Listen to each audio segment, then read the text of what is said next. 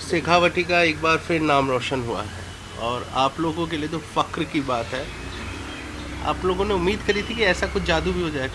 नहीं की थी, कभी नहीं की थी ऐसी उम्मीद। हमें किसी को पता भी नहीं था। अच्छा। और अभी का नहीं, जब ये पश्चिम बंगाल के राज्यपाल बने तब भी किसी को मालूम नहीं था, हम्म, नहीं मालूम था। तो खुशी काफ़ी होगी। खुशी तो पूरे परिवार में, पूरे घर में, पूरे सब लोगों में होती होती है। खुशी तो स्वाभाविक है, अपार खुशी। एक किसान होने के नाते कभी राज्यपाल, कभी केंद्रीय मंत्री, कभी सांसद, कभी विधायक और आज देश के सर्वोच्च पद पर।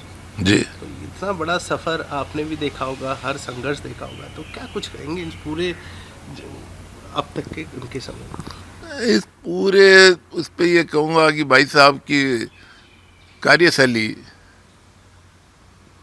और बीजेपी नेतृत्व ने उन पे जो भरोसा किया है, वो इनका मिला जुला अक्सर है। भाई साहब जिस भी काम को हाथ में लेते हैं उसको बड़ी लगन से, बड़ी मेहनत से और शिद्दत से करते हैं। उन्होंने जो भी काम किया, वकालत में भी जब वो थे, बहुत मेहनत करते थे। हर क्लाइंट को पॉजिटिव परिणाम मिलता था, क्योंकि वो इतनी मेहनत करते थे केस में, उसमें कोई कमी बिल्कुल नहीं छोड़ते थे। वहाँ पर जाकर हम अपने मुद्दे रखेंगे, जैसा कि इन्फ्लेशन का है, प्राइस राइज, अग्निपथ, उसके बाद में और लॉ एंड ऑर्डर सिचुएशन, और जो फेडरल स्ट्रक्चर को जो धोखा हो रहा है वो, ये सारी चीज़ें उनके सामने रखेंगे। और जो जो विषय वो सदन में आएंगे उसके ऊपर बहस हो जाएगी। उनका कैंडिडेट कैसा है उसके बारे में बोलने की हमें ज़रूरत नहीं है, वो सबको मालूम है उनके कैंडिडेट के बारे में। लेकिन हमारा कैंडिडेट आज तय हो जाए। मुख्य विषय आज था संसदीय बोर्ड का।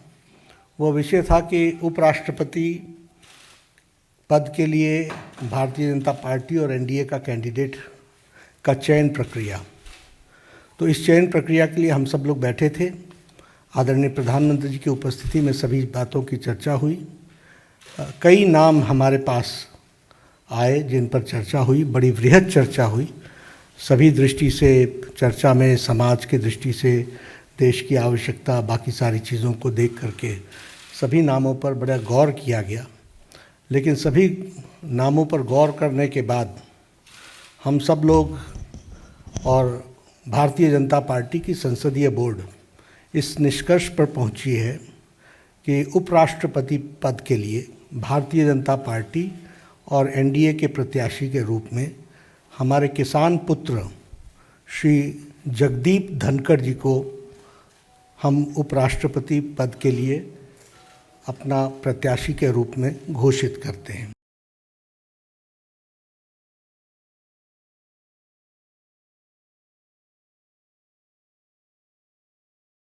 सर्वोच्च न्यायालय का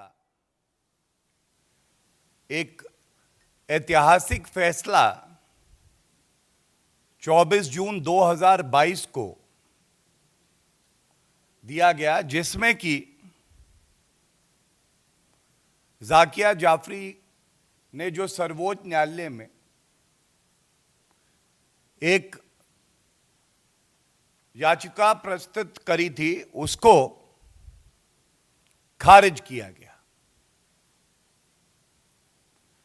उसी के क्रम में, और मैं डिटेल में बाद में आऊंगा, लेकिन कुछ टिप्पणियां जो करी गई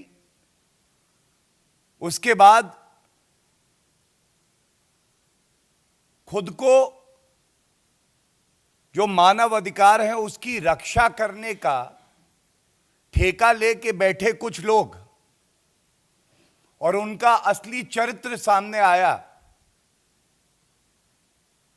और किस तरह से देश में एक नफरत का माहौल बुना जा रहा है, और इन नकारात्मक शक्तियों को कैसे विपक्ष की जो पार्टियां हैं, खासकर कांग्रेस पार्टी है, उसका संरक्षण प्राप्त है, यह भी उभर के आता है। तो मैं सबसे पहले शुरुआत करूंगा सर्वोच्च न्यायालय ने जो बात कही, वो कहा the falsity of their claims have been fully exposed. ये जो 2 दशकों से कड़ाई को गर्म रखने का एक राजनीतिक षड्यंत्र और प्रयास विश्व के सबसे सम्मानित नेता श्री नरेंद्र मोदी जी के खिलाफ चलाया जा रहा था, इसका संज्ञान देश की सर्वोच्च अदालत ने लेकर यह टिप्पणी करी और उसके बाद उन्होंने कहा कि एसआईटी ने एक थरो इन्वेस्टिगेशन करी है, थरो इन्वेस्टिगेशन हुई है और सर्वोच्च न्यायालय का जो भाव था कि यह दुखद है कि जो भी इस एसआईटी में बहुत ही सम्मानित अधिकारी कार्य कर रहे हैं, उन पे अनर्गल आरोप लगाना, उनकी रेपुटेशन को मलाइन करना। और सर्वोच्च न्यायालय ने कहा including with the audacity to question the integrity of every functionary involved in the process of exposing the devious stratagem adopted to keep the pot boiling.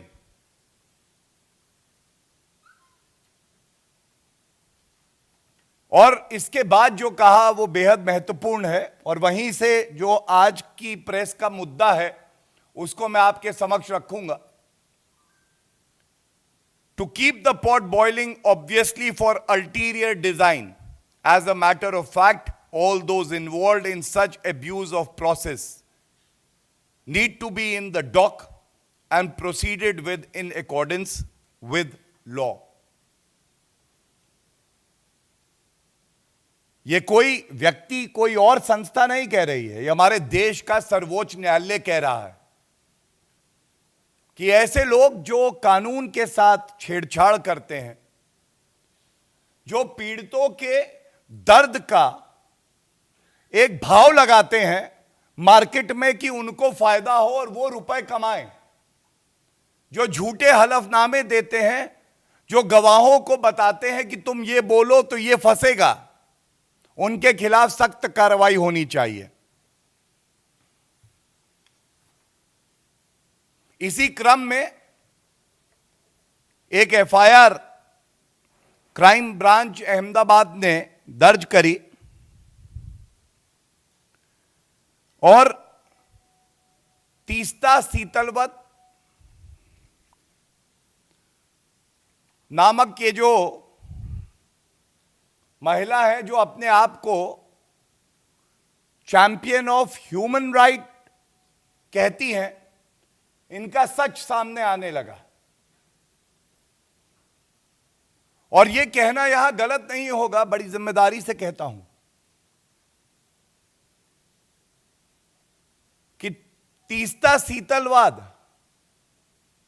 केवल सांप्रदायिक नफरत फैलाने का एक छोटी ब्रांच थी.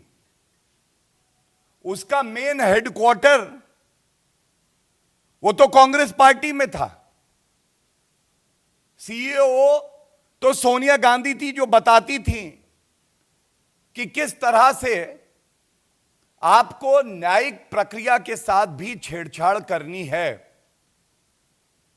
और जैसा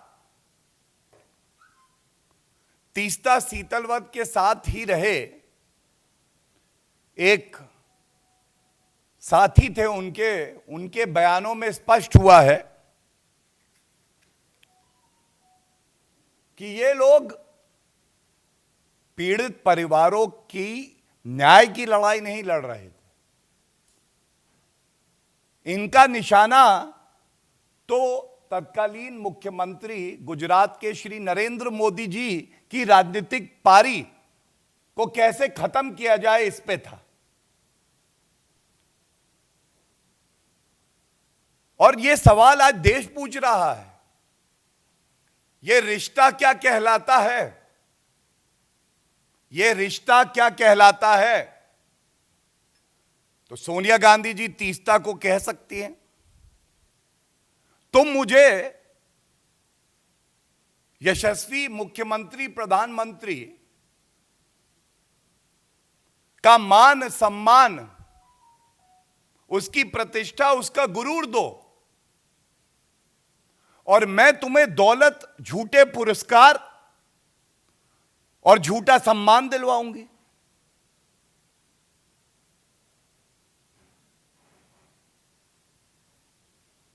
किस तरह से इसी कड़ी को आगे बढ़ाते हुए तीस्ता शीतलवाद पीड़ित परिवारों के समक्ष जाती हैं, और उन पीड़ित परिवारों को नहीं पता कि ये जो रिश्ता बुन रही हैं तीस्ता शीतलवाद, तुम मुझे अपना दर्द दो, मैं तुम्हें कुछ नहीं दूंगी बदले में, मैं खुद नाम कमाऊंगी, झूठे पुरस्कार लूंगी, सर्वोच्च न्यायालय और एसआईटी को गुमराह करूंगी और अपना फायदा देखूंगी। तो पुनः सवाल उठता है कि यह रिश्ता क्या कहलाता है?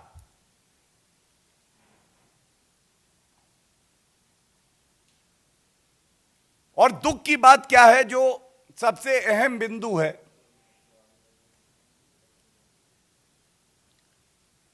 हम सब जानते हैं कि पिछले 8 वर्ष से एक बड़ा बदलाव भारतीय राजनीति में आया है। यहां कोई नागरिक दूसरे से ऊपर नहीं है, वीवीआईपी नहीं है। कानून अपना कार्य करेगा, एफआईआर रजिस्टर होगी, विवेचना होगी, अगर इन्वेस्टिगेटिंग एजेंसी को लगेगा कि साक्ष्य और प्रमाण है तो गिरफ्तारी भी होगी।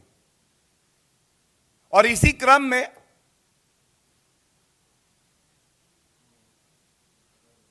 तीस्ता शीतलवत की गिरफ्तारी होती है। लेकिन विचित्र एक षड्यंत्र देश के खिलाफ रचने में सबसे अग्रणी भूमिका निभाती है फिर से कांग्रेस पार्टी। मैं सुन रहा था कल कांग्रेस के वरिष्ठ नेता, एक प्रदर्शन चल रहा था। प्रदर्शन था कि देश का लोकतंत्र खतरे में आ गया है क्योंकि तीस्ता शीतलवत,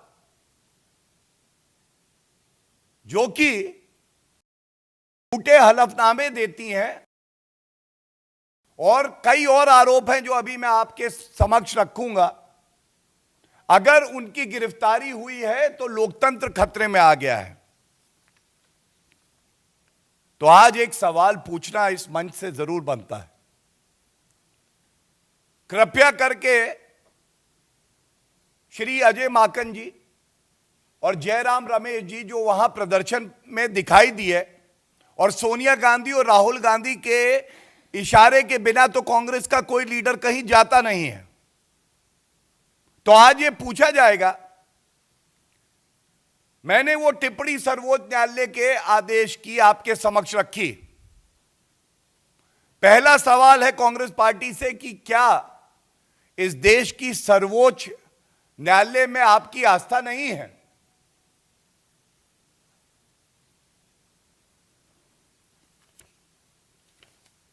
और यह इसलिए भी हो सकता है कि देखिए,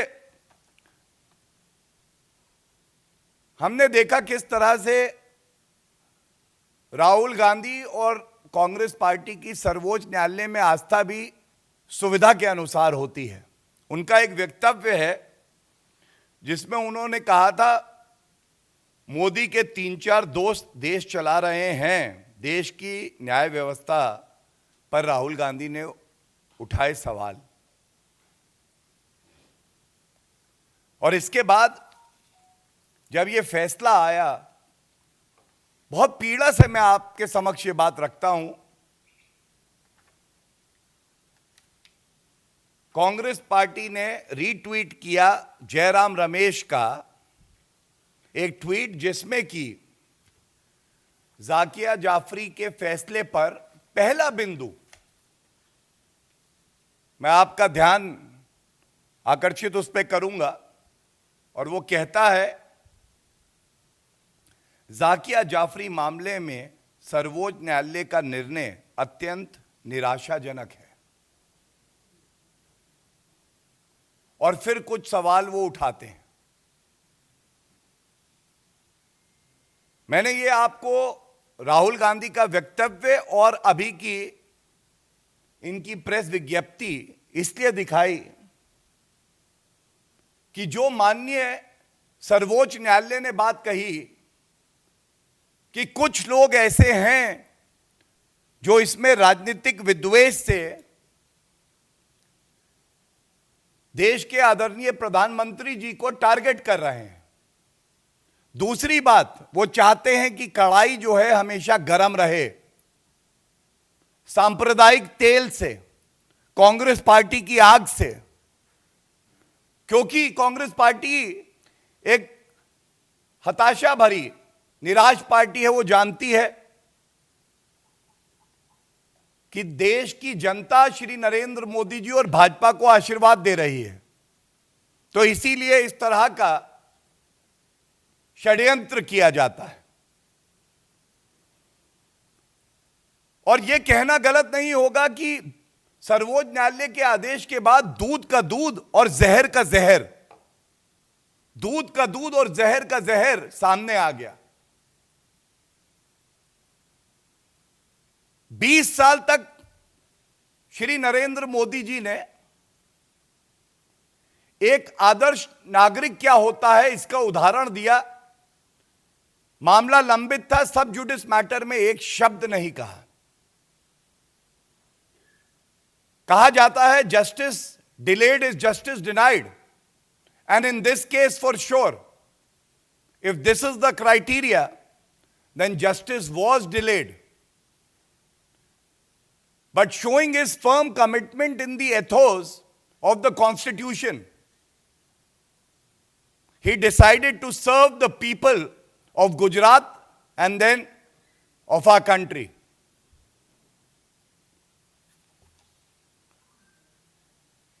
आज ये सवाल पूछा जाएगा, ये दूसरा सवाल है कि जब ये अरेस्ट हुई तीस्ता सीतलवत की, अगर इनकी आस्था न्यायालय में होती तो देश की न्यायालय ने ही पुलिस कस्टडी 2 जुलाई तक तीस्ता सीतलवत की दी है। तो ऐसा क्यों है कि आपको उस न्यायालय का भी जो आदेश है वो स्वीकार नहीं है, आप प्रदर्शन करते हैं। सर्वोच्च न्यायालय का आदेश आप मानेंगे नहीं। जो निचली अदालत है, ट्रायल कोर्ट है, वो कहती है पुलिस कस्टडी 2 जुलाई तक दी जाती है, वो आप मानेंगे नहीं।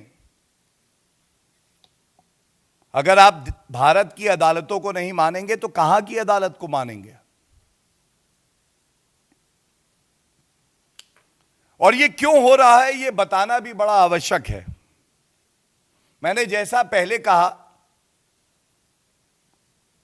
कि तीस्ता सीतलवत केवल एक ब्रांच ऑफिस थी, जो हेड ऑफिस मुख्यालय था वो कांग्रेस पार्टी का दफ्तर और सोनिया गांधी खुद थी, जिनको इससे कोई मतलब नहीं था कि पीड़ितों को इंसाफ मिले। कांग्रेस पार्टी का एक ही मकसद था कि उनको राजनीतिक लाभ मिले।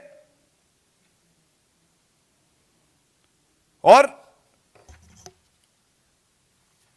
इसीलिए मैं आपको दिखाता हूं कि यह रिश्ता किस तरह का था, कितनी निकटता थी।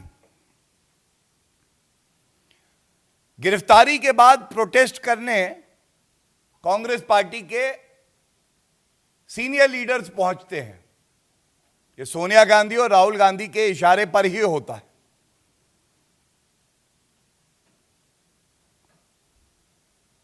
हम सब जानते हैं कि पद्मश्री का पुरस्कार जो दिया गया वो भी यूपीए कांग्रेस की सरकार में दिया गया।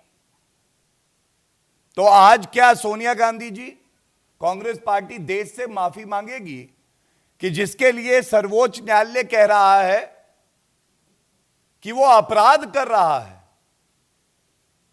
झूठे हलफनामे दे रहा है, लोगों को भड़का रहा है, मनगढ़ंत कहानियां प्लांट करवा रहा है, जिससे कि वो किसी का राजनीतिक करियर खत्म कर सके, उसको पद्मश्री दिया गया।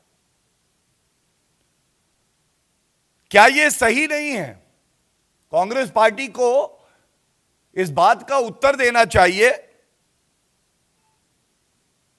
कि तीस्ता सीतलवद की नियुक्ति, जो हाईएस्ट एडवाइजरी बॉडी है एजुकेशन की, central advisory board of education CABE, इसमें की गई। और ये तब जब हमारे देश के बच्चों का भविष्य, उनकी सोच को कैसे घृणा में बदला जाए, उनके दिमाग में नफरत डाली जाए। तीसरा तथ्य जो सबसे संगीन एक अपराध है कि एनसीईआरटी एक ऑब्जेक्शन दर्ज करती है, लेकिन कांग्रेस यूपीए की सरकार 1,40,00,000 रुपया तीस्ता सीतलवद और उनकी जो कंट्रोल्ड एनजीओ ट्रस्ट हैं उनको देती है। क्या मजबूरी थी सोनिया गांधी जी कि आपकी सरकार एनसीईआरटी के विरोध के बावजूद 1,40,00,000 रुपया देती है, जिसका इस्तेमाल पीड़ितों का दर्द बेचकर तीस्ता सीतलवद एंड कंपनी विदेश जाने के लिए, अपनी सहूलियत के लिए और तमाम ऐसी चीजों में करती हैं जिसका पीड़ितों के परिवार से, पीड़ितों को इंसाफ दिलाने से कोई लेना देना नहीं है।